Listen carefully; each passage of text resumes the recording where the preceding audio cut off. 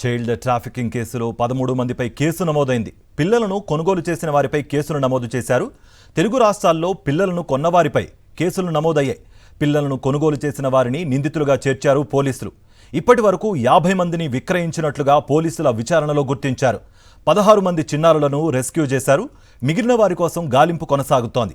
అసలు తల్లిదండ్రులు ఎవరు అన్నదానిపై పోలీసులు దర్యాప్తు ముమ్మరం చేశారు.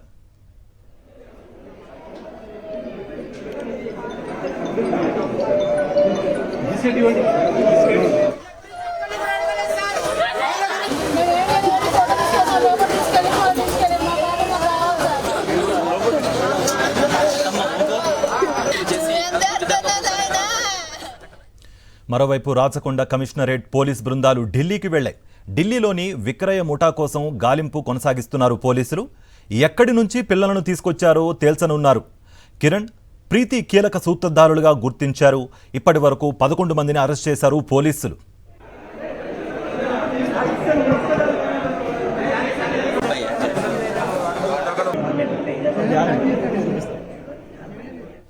తెలిసిన ఏజెంట్ ద్వారా చిన్నారిని దత్తత తీసుకున్నామని, ఇప్పుడు బిడ్డను మాకు కాకుండా చేస్తే మా పరిస్థితి ఏంటని కొందరు ఆవేదన వ్యక్తం కూడా చేస్తున్నారు.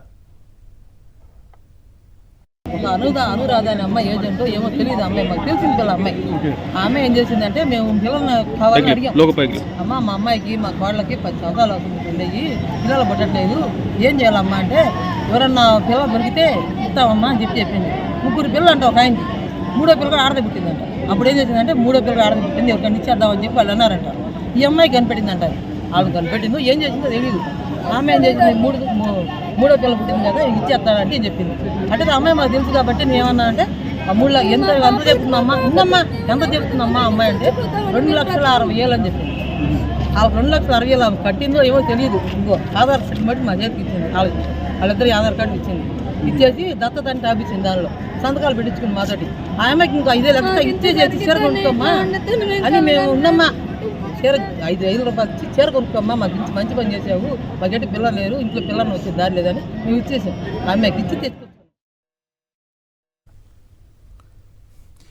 కేవలం శిశు సంక్షేమ శాఖ ద్వారానే చిన్నారులను దత్తత తీసుకోవాలని, అంతకు మించి వేరే ఏ మార్గమూ లేదన్నారు చైల్డ్ వెల్ఫేర్ అధికారులు.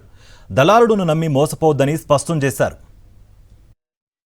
అక్రమంగా దత్తత తీసుకునేవి జరుగుతున్నాయి.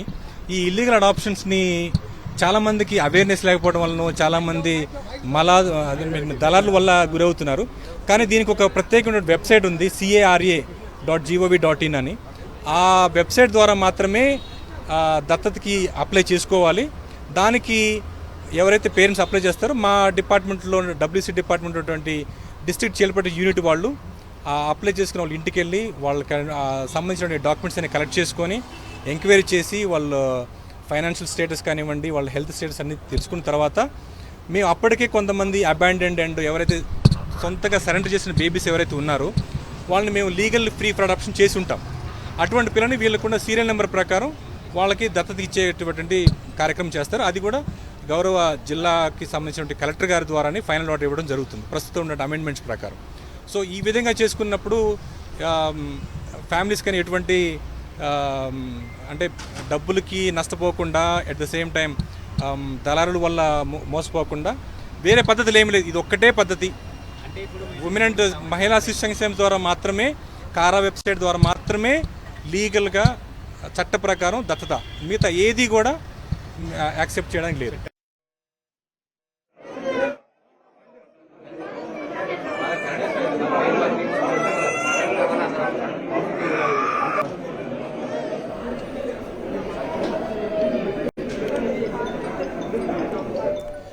చైల్డ్ ట్రాఫిక్పై రెస్క్యూ ఆపరేషన్ చేసిన అక్షయ ప్రతినిధులతో మా ప్రతినిధి సుష్మిత మరింత సమాచారం అందిస్తారు.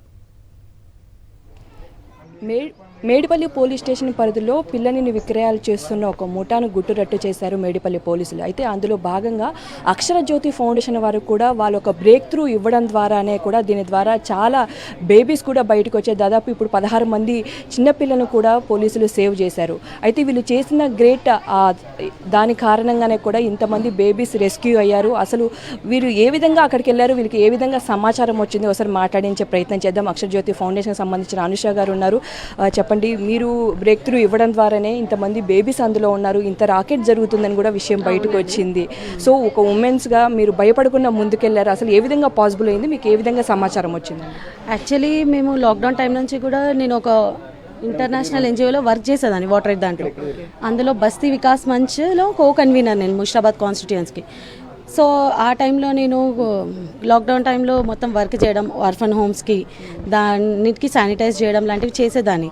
అన్ని ఆర్ఫన్ హోమ్స్ ఇక స్టేటస్ పెట్టేదాన్ని ప్రతిదీ. ఇక తెలిసిన వాళ్ళు తెలియని వాళ్ళు ఇట్లా వర్క్ ఎవరికైనా ఆర్ఫన్స్కి మేము ఫీడ్ చేయించవచ్చా ఇట్లా నెంబర్స్ తీసుకుంటూ ఉంటుండే. వాళ్ళకి నేను ప్రతిదీ కూడా ఇక్కడ లొకేషన్ ఇక్కడ ఉంది, వెళ్ళండి, హాస్టల్ పిల్లలకి మీకు తోచిన హెల్ప్ మీరు చేయండి అట్లా చేసేదాన్ని. ఈమె నెంబర్ ఎట్లా వచ్చిందంటే, మాకు బేబీ ఎవరైనా లేరు మా రిలేటివ్స్కి, ఇట్లా అడాప్ట్ చేస్తారా అని అడిగారు ఫస్ట్. లేదండి ఇట్లా అంటే ఇక్కడ ఉప్పల్లో ఇస్తారంట, ఒక ఆవిడ నెంబర్ ఉందండి అంటే సరే అని చెప్పి నెంబర్ తీసుకొని మాట్లాడి ఉన్నారా బేబీస్ ఫొటోస్ సెండ్ చేయండి అని ఒక 6 months బ్యాక్ అడిగాను. బట్ అందులో నేను ఏది కూడా తీసుకోలేదు, ఎందుకంటే నేను ఆ రోజు ఒక్కదాన్ని అయిపోయినాను. ప్లస్ నాకు సపోర్ట్ ఏది లేక అసలు ఉందో లేదో మనకి రిస్క్ అవుతుంది. ఎస్ఆర్ న్యూస్ మీడియా సాయి సార్తో ఒక్కసారి వేరే విషయంలో కలవడానికి వెళ్ళి ఏదైనా ఇల్లీగల్గా ఇష్యూస్ ఏమైనా ఉన్నాయని అడిగితే ఆ సార్ రంజిత్ సార్ ఉండి అడిగితే, సార్ ఇట్లా అనైతే నాకు ఒక ఇన్ఫర్మేషన్ ఉంది బట్ అది నిజమా కాదా అనేది నాకు తెలియదు అంటే, ఇంకా సార్ నెంబర్ మాట్లాడతాను అది అంటే సార్కి నెంబర్ ఇచ్చాను. ఫస్ట్ మాట్లాడాం కాన్ఫరెన్స్లో మేము. మాట్లాడితే తను ప్రతిదీ కూడా క్లియర్గా చెప్పింది. ఫీమేల్ వచ్చేసి 4 lakhs అని, మెయిల్ వచ్చేసి 6 lakhs అని అన్నీ కూడా చెప్పడంతో సార్ ఇంకా రిస్క్ తీసుకొని ఒక 2 days బిఫోర్ వెళ్ళినాం. బేబీస్ ఎవరు కూడా ఇక్కడ లేరు, విజయవాడ రావాల్సి ఉంటుంది మీరు అని అంటే, మేము విజయవాడ కూడా వస్తామని చెప్పి అడ్వాన్స్గా ఒక 10,000 పే చేశారు సార్. ఇంకా నైట్ మేము వెళ్ళిన తర్వాత ఆలోచించుకున్నాక లేదంటే మేము విజయవాడ రాము, కావాలంటే 50K ఎక్కువ ఇస్తామంటే సరే అంటే మరి మీరు ఇక్కడ రండి, రేపు అయితే రేపు, ఎల్లుండి అయితే ఎల్లుండి. ఈ మాట్లాడే మధ్యలో తనకు ఒక కాల్ వచ్చింది, ఇల్లీగల్ అబార్షన్. మీరు ఏమంటారు చెప్పండి, రేపు మీ వర్క్ పెట్టుకోనా ఈ వర్క్ పెట్టుకోనా, ఈ వర్క్ అయితే నేను ఇది రేపు లేదు వెళ్ళండి అంటే, మేము ట్యూస్డే మంచి రోజు కాదు సో వెనస్డే తీసుకుంటాం అది అంటే, సరే వెనస్డే బై 8:30, 9 కల్లా మీరు ఇక్కడ ఉండండి, మేము బేబీని తెస్తామని అన్నారు. మేము బై 8 o'clock అక్కడ వెళ్ళినాక మాకు ఒక 1 hour అట్లా కూర్చోబెట్టి బేబీని తీసుకురాగానే ఇక మాది రెస్క్యూ మొత్తం, ఇక మా వాళ్ళు టీం మొత్తం ఇక అందరూ ఒకటే దగ్గరికి కొలాబరేట్ అయిపోయి మేము మనీ తెస్తున్నామని కిందికి వచ్చే టైంలోనే పారిపోండి అని ఇక మమ్మల్ని చూసిరు వాళ్ళు. ఆల్రెడీ ఒక కారులో బేబీని తెచ్చిన కారు ఏదైతే ఉందో ఆల్టో కారు, అది వెళ్ళిపోయారు వాళ్ళు.